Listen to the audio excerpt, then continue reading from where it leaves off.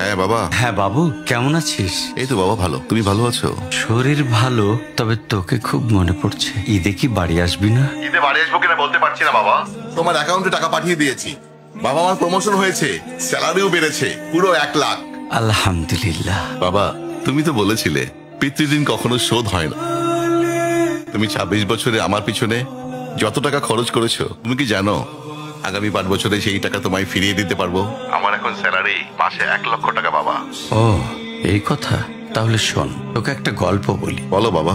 তোর বয়স যখন 4, তখন আমার বেতন 3000 টাকা। 1200 টাকা ঘর ভাড়া দিয়ে 1800 টাকায় চলে সংসার। আমি আমার সাধ্যমতো সারা জীবন চেষ্টা করেছি তোর মাকে সুখী করতে, প্রতি ঈদে কোরবানি দিতে। তোকে যেবার প্রথম স্কুলে ভর্তি করালাম, সেবারই প্রথম আমরা আমাদের কোরবানি দিতে পারিনি। সে বছর তোর মাকেও কোনো উপহার দিতে পারিনি। তুই যখন ভার্সিটিতে উঠলি, আমাদের অবস্থা তখন মোটামুটি ভালো, কিন্তু খুব কষ্ট হয়ে গিয়েছিল যখন আমার ট্রান্সফার হয়। রোজ রোজ বাসে চড়ে, পায়ে হেঁটে, ঘামে ভিজে খুব দুর্বিষহ লাগছিল।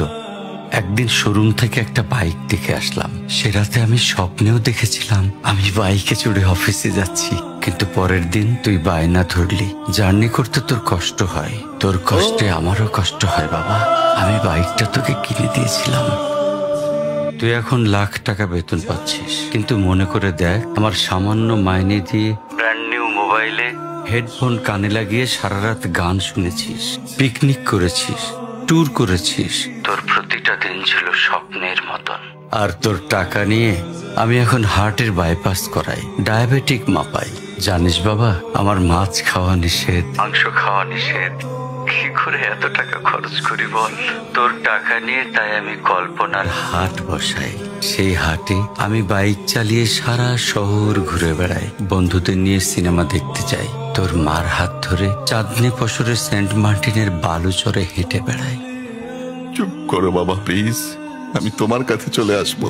তোমার টাকা না, আমি তোমার ভালোবাসা তোমায় ফিরিয়ে দিব বাবা। বোকা ছেলে, বাবাদের ভালোবাসা কখনো ফিরিয়ে দেওয়া যায় না।